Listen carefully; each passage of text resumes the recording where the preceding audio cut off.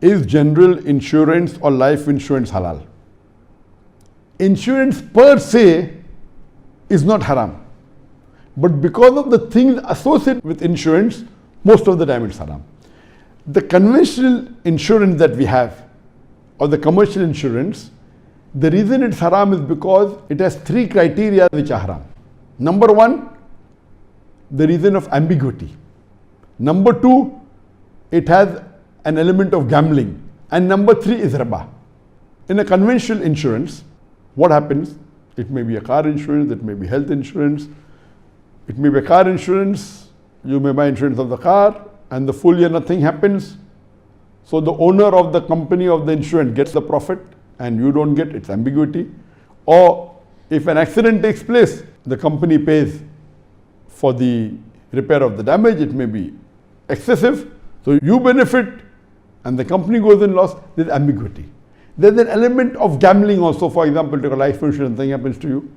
Or health insurance, take out a health insurance and nothing happens to you for the full year and yet you're paying. So scholars have clubbed these two categories together, ambiguity and gambling. This is one of the major reasons that insurance is haram. And the other reason is that most of these conventional insurance companies, they keep the money in banks or they invest in money instruments which involves interest or riba. So based on these criteria, the conventional insurance is haram. But there is something like an Islamic insurance known as takaful. So if you take takaful, which is Islamic insurance, it is not a commercial insurance, it is more of a corporate insurance. In a conventional insurance or a commercial insurance, the owner of the company gets major of the profit. In a corporate insurance, the people, all of them are shareholders.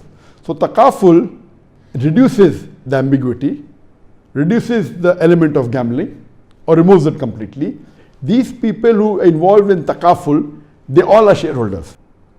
And they give as though they're giving donation. And they give donation and whoever requires it gets the benefit.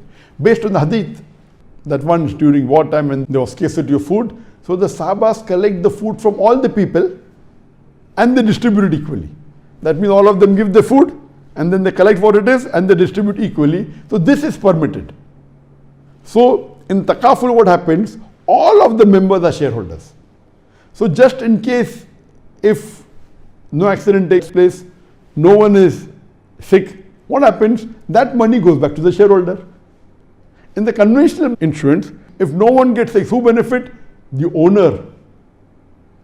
The commercial insurance, the one who owns the insurance benefits. Here, it goes back to the shareholder. So the element of ambiguity is reduced, the element of gambling is reduced, and it is more of helping each other based on the verse of the Quran of Surah Maida, chapter number 5, verse number 2, that help one another in bir and taqwa, in righteousness, in piety, and in virtue.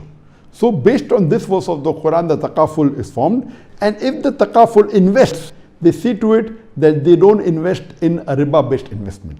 They invest in a Sharia-compliant investment. So the money that comes, they put in a Sharia-compliant, which is based on the principles of the Sharia.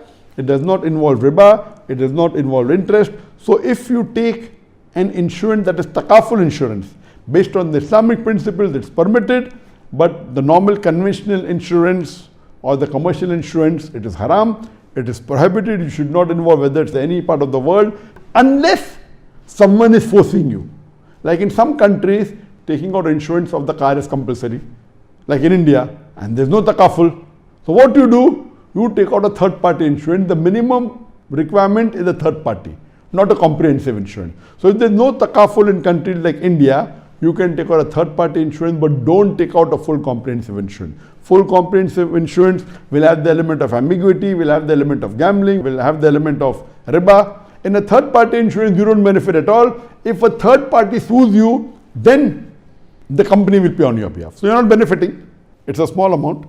So if someone is forcing you to take out an insurance, the company says health insurance, and you have no say of it, then even if it's a conventional insurance, somebody is forcing you, in that case it's permitted, but you voluntarily doing it, if someone is not forcing you, it is haram.